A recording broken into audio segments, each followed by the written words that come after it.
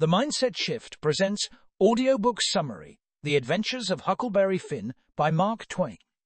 At the beginning of the novel, Huck reminds us how the book Adventures of Tom Sawyer ended up when Tom and Huck found the treasure that the robbers hid in the cave. Huck and Tom got $6,000 each, and the Judge Thatcher suggested that they invest the money so that the boys get $1 interest every day. The story goes on with a description of Huck's life with the widow Douglas that wants to educate him with the help of her sister. Huck's desire for a free lifestyle makes him run away, but he comes back when Tom Sawyer tells him that he'll put him back with the robbers if he does not go back. The widow burst into tears when Huck reappeared again and dressed him in nice clothes. When everyone fell asleep, Huck sneaked out of the house, but he almost got caught up by Miss Watson's Jim. He had to wait until Jim fell asleep. Tom and Huck met with some boys, went down by the river, and sailed to the cave in a boat that formed a trooper named Tom Sawyer. After they've sworn with blood and declared Tom their leader, they went home. A few months passed by and winter came. Huck was getting used to school again, but he could not get used to his bed. Sometimes he would go into the woods and sleep under the sky just so that he could get some rest. One morning, he noticed traces in the snow and got scared that they could belong to his father, who was a cruel man. Huck declared in front of the judge that he does not want $1 interest, nor the $6,000. The judge was confused and wrote down that he repurchased his $6,000 for $1. Huck visited Jim, hoping that he could tell him if his father is near, but Jim, as a real prophet, couldn't say anything specific. When he came back to his room that night, he found his father there. His father was furious at him for knowing how to write and read, and also forbid him to go back to school. He came to town when he heard that Huck got a lot of money and asked Judge Thatcher to give him the money. The judge refused, and he, together with the widow, demanded the judge to separate Huck and his father. The problem is that there was a new judge in town, and he ordered families to be together. The father pressed charges against Thatcher and beat up Huck because he did not want to leave his school. One day his father took him to the other side of the river Mississippi, where they were fishing and doing nothing for about 2 months. One night his father got so drunk that he chased Huck around the cottage with a knife. Huck realized that it was about time to run away from his father. He made a raft and placed a bunch of stuff on it. He took a rifle and shot a pig, dragged her to the cottage and then to the river. He was setting up the traces so that everybody would believe that he has been murdered by some robbers and thrown into the river. He went onto his raft and moved towards Jackson's Island. The next morning, he heard a loud scream and noticed a ferry and many people. He knows they were shooting out of the cannon so that the river would get his body to the surface. He recognized Tom Sawyer, Judge Thatcher, his father, and many others. The further he got from them, the less could he hear the cannon shot. He got settled on an island and ran into Jim, who ran away from Miss Watson, who wanted to sell him for $800.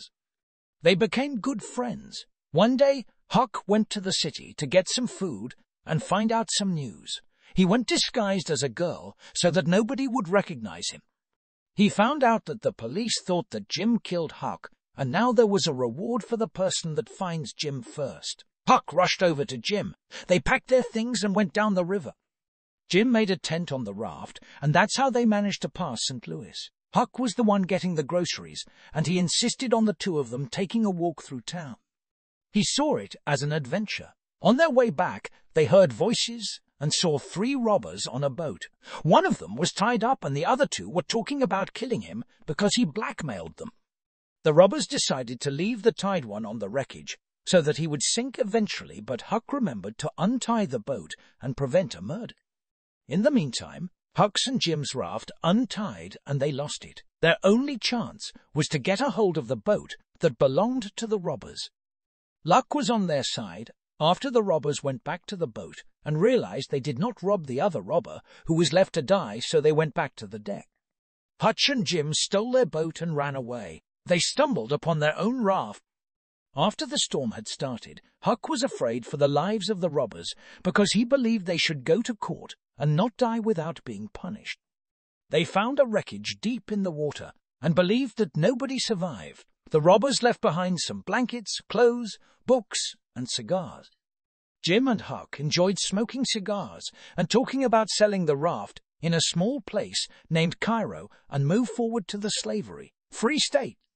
As he was listening to Jim talking about liberty, Huck thought he should bring him back to his owners, but he changed his mind back again. One night, they encountered a boat of hunters in search of runaway slaves. They wanted to examine the boat, but luckily Jim hid in time. Huck told them that his ill father was in the tent, so the hunters went away and gave him $20. Unfortunately, they missed Cairo because of an accident, and all they got left was the raft, so they continued their journey down Mississippi. They let two weird men onto the raft, but they turned out to be frauds, and when Huck wasn't present, they sold Jim to a farmer. Huck went looking for him and ran into a boy who told him that a slave was at the farm of Mr. Phelps. Huck moved towards the farm, where everyone was expecting Tom Sawyer because Phelps was his uncle. Soon Tom came along and protected Huck, introducing himself as Sid Sawyer, his cousin. Nobody suspected a thing because Aunt Sally hasn't seen her nephews in a while. Tom and Huck came to the conclusion that Jim is in the cottage because a black man was there carrying food and watermelons. Watermelons were not eaten by dogs, so they were sure that Jim was there. The three of them were acting like they don't know each other and kept on visiting Jim. They were trying to come up with a way to set him free. They tried one night, but Tom got shot and Jim was caught again. Tom admitted that Jim was already free because Miss Watson declared him a free man in his will. Tom didn't want to say anything because he wanted an adventure. Jim was free at the end and rewarded for taking care of Tom when he was injured. Huck found out that he was rich again because Judge Thatcher saved all of his money. He wasn't afraid of his father anymore because he died. Tom got better and decided to go into a new adventure amongst the Indians, and when Huck found out that Aunt Sally wants to adopt him, he did the same thing. Thank you for joining me on this audio journey through the Adventures of Huckleberry Finn by Mark Twain. I hope this summary has given you a glimpse into the adventures of Huck and Jim and the important themes of morality, racism, and the search for freedom that the novel explores. As always, on The Mindset Shift, we believe that reading and learning can shift our mindset and broaden our perspectives. So if you haven't already, I highly recommend picking up a copy of The Adventures of Huckleberry Finn and experiencing the full story for yourself. Don't forget to like and subscribe to The Mindset Shift for more audiobook summaries and other insightful content that can help you shift your mindset and improve your life. Thanks for listening, and I'll see you in the next video.